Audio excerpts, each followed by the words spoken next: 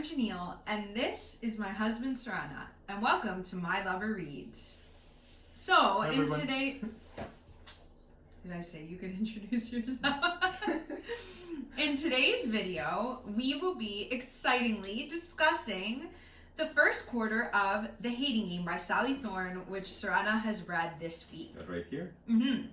If you'd like to see my video discussing the first 83 pages of Wheel of Time, you can find that on our channel. But today, it is Sorena's time to shine, and we are going to be discussing The Hating Game. A little bit of background, The Hating Game is one of my all-time favorite romantic comedy novels. I read it years ago. It was Sally Thorne's first novel that she ever published, and I seem to recall that I just picked it up because of the beautiful cover. I'm a sucker for covers that have bright colors and art of people on the cover, It's nicely designed. Honestly, it's very to the point, nice. Yeah. And anyway, this book literally took my breath away. I remember reading it at lunch during work, going to the Starbucks by my work at the time and reading it, and just wanting to read it more slowly because I just loved it so much.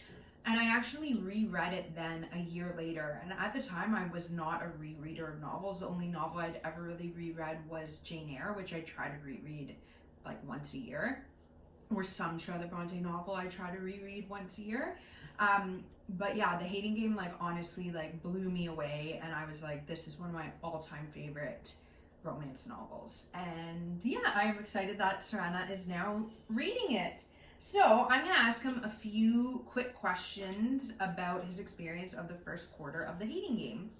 So can you give me a brief summary of what has happened so far? Yes. Okay. So we meet main character Lucinda, or Lucy, and Joshua, or just Josh. Josh. It's Josh. No one calls him Joshua. So Joshua and Lucinda, who work together. They're basically, so they both work in publishing companies. Basically, they had equivalent places in two different companies. Companies have a merger. And so their bosses are forced to work together. And as a result, they're kind of the assistant to the essentially CEO or the owners of the publishing companies. Co-CEOs. Yeah. Yeah, so now they're not used to having anyone beside them, just, their boss and the people underneath them. And they're now forced to work literally across the table from each other. And across also, an office. Yeah, across the little office. And also, they have very, very different management styles for everyone below them, I guess. And they also have very different I don't know that this is ever explicitly stated, but Josh would definitely be an ebook reader, but Lucy is physical book all the way sort of thing. I feel she has a more old-fashioned and romantic view of literature, whereas Josh is a bit more business-like. Yeah, Josh is very much concerned with okay, what are the numbers that come in, what's producing well, what's not, and she's a bit more romantic about it, I guess, but still very efficient, good enough at her job where she's very high in her company, and she's still business savvy. Yeah, very business savvy still. She I think her quality is that she keeps the human side of things in mind really well, and then they're right from the beginning. It kind of sets up that they hate each other. They've started to get on each other's nerves already for the last, is that a year that they've already, no, maybe not a year, a few months or something like that, they've been working together. But right from day one. Yeah, she's oh, day one when I met him, I had this big smile on my face, walked up to him, was hi, I'm Lucy, how nice to meet you. And he was very much just smiles and looks away and is okay, wow. Or whatever, and she's all it's kind of how do I react? We did a video last week about our relationship. It's kind of if I came up to the table where you were sitting and I was hi, is anyone sitting here? And you were yeah, and I was whatever, I don't know. Right away they say she mentions how they've had HR complaints on each other and warnings from HR multiple times already from both of them because of getting on each other's nerves. But nothing is truly okay, I guess it's probably important to point out that it's not workplace bullying or anything like that. They're just it's little done in pranks. Good fun and they're both mature adults. And I think they both, there is still an element of fun about it all. Yeah, exactly. But yeah, so that's the setup already, and then so I'm trying to remember everything that happened. Their bosses announced that there's going to be one position higher than both of them opening up, but only one, not equivalent from either side. of the merger. So they're in competition now for it, and each of their bosses want that person for the position because they'll get more influence too, and they know them well. So they're already locked in competition. At the same time, through just some stupid conversation that they're having, she ends up making up a story about how like she has a hot date tonight or whatever, and he's Lucy. And he's like, yeah, that's BS. Of course you don't. I've never seen you go on a date. No, you don't. And he's like, yes, I. And she's like, yes, I do. And she's in this like funny panic to try to get herself a date. And another co-worker from like a different department who was leaving the company soon had already kind of expressed a little bit of interest in her, like flirted very like low key a little bit. And she like just marches. I forgot this happened. Yeah, and she like marches into his office and like someone clumsily goes in and like flirts with him and goes, hey, I want to like basically gets herself a date with him. And like arranges it to be that night so that she can kind of like show Josh like, aha, see, I do have a real date. I think what I love about Lucy is that she's like kind of awkward and quirky and funny and doesn't take herself too seriously, and I think we can like it's I adorable. for sure could like relate to that. Yeah, like yeah, she's adorable, and the movie version of The Hating Game has actually been filmed and is going to be coming out, and Lucy Hale actually plays her, which I think is good casting in one sense, but I also kind of feel like Lucy Hale might be a little bit too cool. But I feel like she can do quirky. Yeah, I hope so. I hope so. Yeah. Anyway. I'm invested now, obviously, if you can't tell side. already. That's a side note. We will for sure watch the movie and do a review of it on this channel 100%. No doubt. Yeah. But yeah, like if you can't tell by I'm summarizing this, I'm already kind of like, this is not my typical book. This is not something that I would go into like a bookstore and be like, that's the book I want to read. Like, I'm a fantasy reader, typically speaking, but having been forced to read it for the channel, I'm enjoying. It's fun. It's fun, you know, for what it is. You love romantic comedy movies. I think they're fun. Them. Yeah. Like, you loved How to Lose a Guy in 10 Days. Yeah, I think it's really fun. You love The Devil Wears Prada. Okay, well, that's just brilliant. Yeah, that's just brilliant. That's not even for what it is. Yeah, just so I'm just saying. But, like, yeah, so she gets herself a date. He's all like, okay, like, let me drive you to your date. Because Josh. Because Josh is kind of like psycho-ishly, he's like convinced, A, she doesn't have a date, and B, he wants to rub it in her face. But also they've at this point already had a lot of like tension back and forth, and he's said like chemistry, yeah, and like she's showing up to work wearing like a super short dress to see if she can get a rise out of him or whatever, and he does. Like at one point it's like he's like, it's clearly, you know, you can like she can see that he's very much aroused, so he can't even stand up. And he's like, I'm going to stay seated. And she tells him to stand up. I don't remember that. Yeah, and she's like, aha. So that happens. And then, this is the part that I was a little iffy on, but I'll get to, I guess, when if you are going to ask me about like likes and dislikes. But so they get into the elevator. On the way down, he just like hits the emergency stop button and starts making out with her. And she's just like, what's happening? Oh my God, Josh is making out with me. My enemy. His tongue is in my mouth. Is that an actual quote? Not my enemy, his tongue is in my mouth, but yeah, okay. Essentially. Yeah. And then they're all like frazzled and whatever, and he's just like, she's like, what the hell are you doing? And he's like, well, it's not like you didn't kiss me back. And he ends up dropping her off to the date. So then you have this dramatic scene where she is sitting with the guy that she was on a date with, and the guy tells her like, oh, I think you're really beautiful, and she just like loses it and like runs over to the washroom. I found that a bit weird. Little odd. And then she's like almost like teary because she's like, no one has told me I'm beautiful, and I'm like, okay, sure. And then Josh like snakes his way into the woman's, like in front of the woman's bathroom, and he's like, hey, I noticed you're teary-eyed and your date isn't going well. How's it going? Also, here's your coat. You left your coat on my whatever.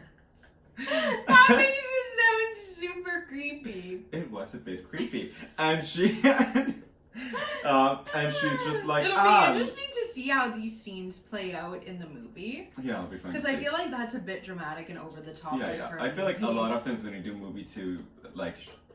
book to movie adaptation. Thank you. You need to just like tone down stuff, cut stuff out. Because like I think reading something, it's you're more melodramatic. Yeah, like you'll more easily accept something because you're also getting a person's thoughts and be like, oh, they were thinking this while they were behaving this way. But if you just see somebody, you're like, what are they doing? Why are they acting like that? But yeah, so anyways, he snakes his way in, like in front of the woman's bathroom and it's like, here's your coat. You look like you're in tears. What's going on? And she pulls out this line of like, this is what you've done to me. You've broken me down over the last whatever amount so much that when someone tells me I'm beautiful, I can't even take the compliment and it shatters me. And then he's like, what? And you should write romance novels. Like, you're really like that monologue. Wow. That you just went on. Okay. So basically that happens, and then fast forward to the next day, she's all like, she gets flowers that she stupidly thinks is the guy who she went on a date with who sent her flowers. But I think, as soon as I said it, I was like, I think it's Josh. We don't know at this point who sent the flowers. But she assumes it's the guy. And then she even mentions to Josh the next day that, oh, I got these nice flowers from the guy I went on a date with. And Josh is like, oh, cool. But I was like, I'm pretty darn sure it was Josh. And then they agreed to be like just civil with each other and forget about the whole thing. And she gets even a little bit upset that he was very concerned that she was going to file a HR complaint because of the whole elevator making out incident. And she at first was all excited because she heard him be like, yeah, the last couple of days I've barely like been functioning. And she's all like, yay, could it be because like he has feelings for me? And then she's like, oh no, it's just because he was worried I'm gonna go like and like put an HR complaint and he was gonna get fired and march out of here. He does, like, again, it is silly, like he does immediately ask her to, like, one of the first things he says as soon as she walks in is like, are you gonna file charges or like ask HR? No, tell HR. That's a bit questionable anyway. Yeah. Yeah. So then anyways, they end up being like, okay, let's just be civil, whatever, it's gonna be fine. And then their bosses say, hey, like, let's go on. Yeah, I need you guys to come up with a fun, like, team activity. And what do they come up with? The stupidest idea for a team activity. Well, she had this whole, like, fun, I forget what it was, but she had, like, a little fun, friendly, like, normal plan. And then he just guns his way into his CEO's office, and the CEO comes, like, grinning and being like, we're going paintballing. And it's like, great. If my workplace is like, we're going paintballing, I'd be like, cool, so I quit. Nice. Yeah. I'm not going paintballing. That seems dangerous. That's insane for its office activity. And then she's all like impressed with him as well because he made sure that the elderly employees are like referees and stuff. And she's like, oh, he is good at planning stuff. Okay, can I just make a side note? I think one of the things that endeared me to the novel so much, like, is it a unique storyline? Not necessarily. Sorry, is my summary ruining it for you? A little. The enemies to lovers trope is extremely popular, and it's not really even one of my favorites. Like, I actually tend to prefer, I do like enemies to lovers, but I even like second chance romances. So enemies to lovers is a very popular trope, and they all kind of have this structure of like, we hate each other, but we actually love each other. But what endeared me to the characters in the story so much was the way Sally Thorne writes. And I think I'm a huge fan of Sophie Kinsella, as you can probably see from the many, many Sophie Kinsella books that we have. And why I love Sophie Kinsella so much is because her writing is funny, like literally laugh out loud funny. And Beth O'Leary in The Switch did the same exact thing and made me laugh out loud.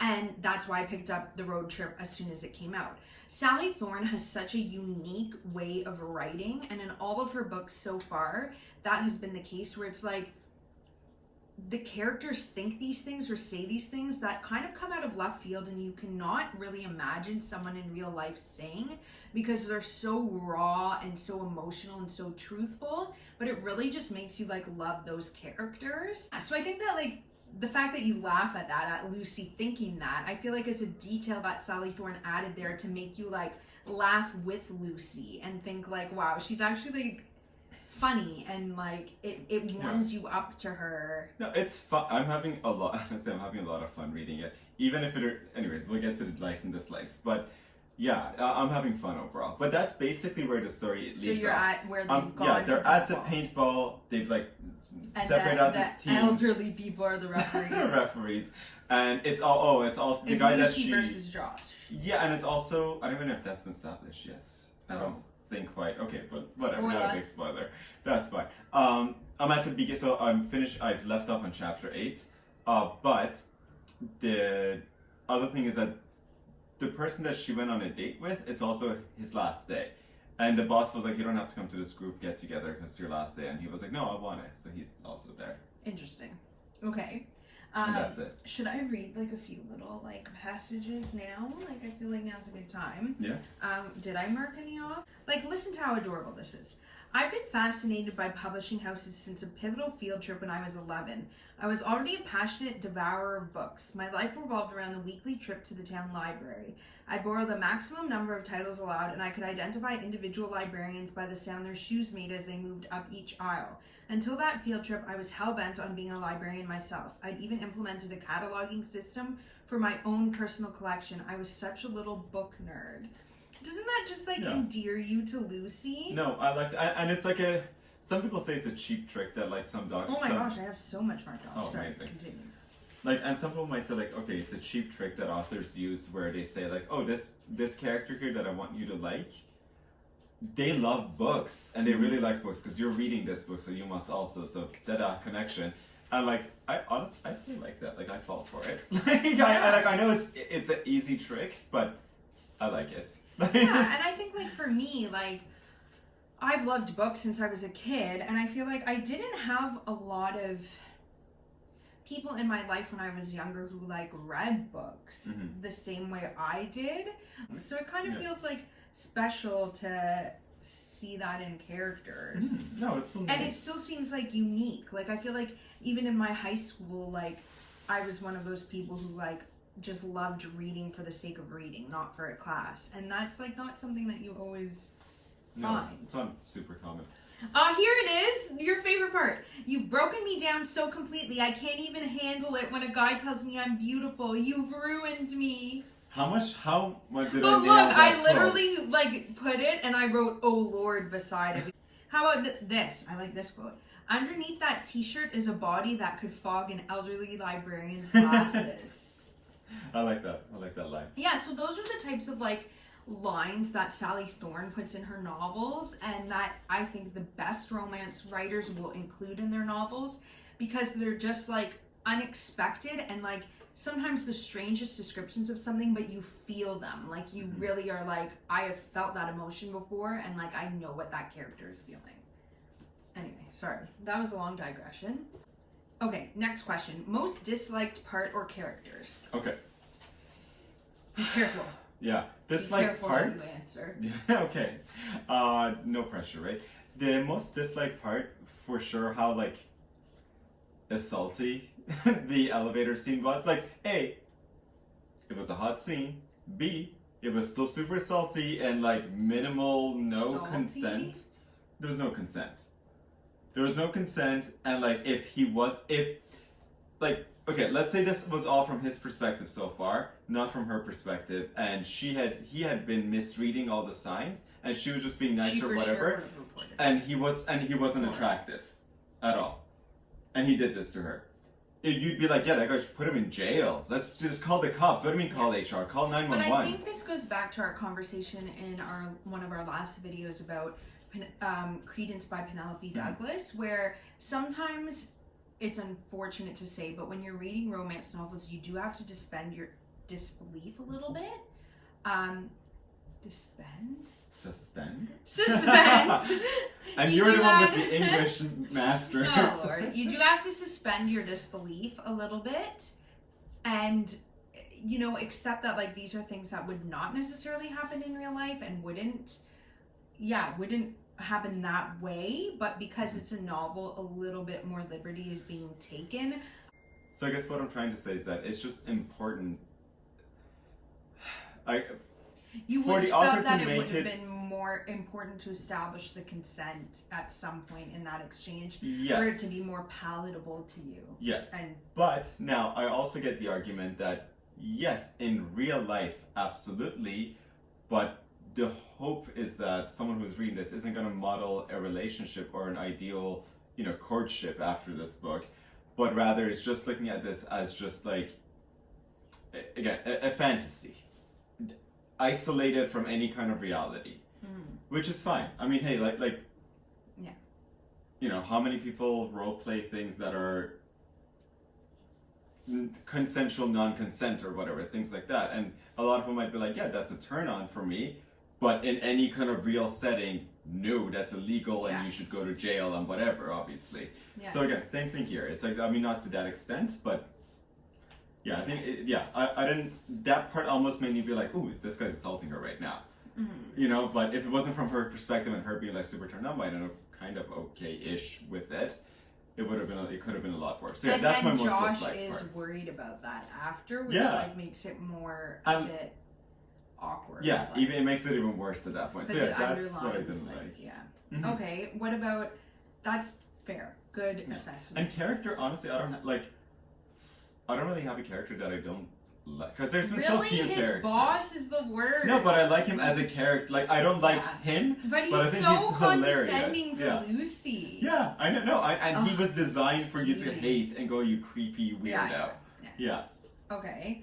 What about favorite parts or characters? Favorite parts. Okay, so Josh's attitude towards everyone else at the paintball while he's setting up, and he's just like whispering under his breath, "These freaking idiots," or whatever. Like that, I really love. Okay, and then what about characters? Favorite characters? Favorite characters. It's Lucy herself. Like she's super bitty, super funny. Her views and stuff, and the way like Sally Thorne writes her thought process is, I think, hilarious. So I'm really enjoying that. Yeah, those are my okay, and then predictions for the next few chapters. I mean, really, it's a romance novel. Yeah. But, you know, what are your predictions? In terms of what will happen in the next few chapters, I think maybe she's gonna get injured at the paintball, and he's gonna like help her recover, like just like like not like recover over a long period of time, but like she's like, this is hurt, and he's like, oh my gosh, no, hold on, let me help out. What and they have this little moment. No, it's paintball, it's freaking dangerous. I've been to what if he gets hurt? Or like a reverse of that. And then I would have to assume that the guy that she went on a date with would have to make a bum of himself at some point. Because otherwise you're just like, he's a good guy, that's all we know about him so far, like he's actually nice. I love that in romance novels when there's like the other, like the boyfriend or girlfriend of the main love interest, and you're like, that person, how is that person gonna go away? Yeah, like either he has to be like a complete horrible human. Like you're either like you have to come to hate them. Yeah. Like I feel like it goes one of two ways, which is either like, he's actually super dull, and it would just be very dull compared to this exciting person. This happens in every Hallmark movie. Yeah, compared to this exciting person. Or like, they actually sleep with their sister and murdered her mother, and it's like, okay, definitely no. So, yeah. But yeah, that's my little proof for the next little bit of the book. Okay, cool. Well, we will find out next week if Sourena is correct. And yeah, so if you have read The Hating Game or are just now reading it, please leave a comment and let us know what you're thinking of it and answer these questions for yourself. And if you enjoyed this video, please do like and subscribe if you'd like to see more from us.